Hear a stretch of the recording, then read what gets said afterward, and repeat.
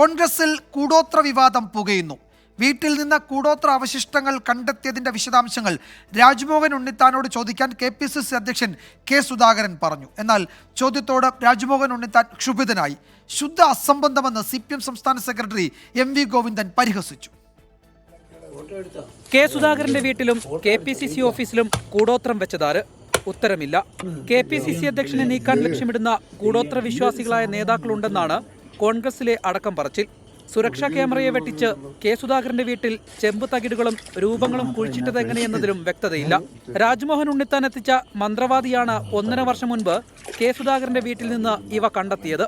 ഇതേക്കുറിച്ച് വിശദീകരിക്കാതെ രാജ്മോഹൻ ഉണ്ണിത്താൻ ക്ഷുഭിതനായി.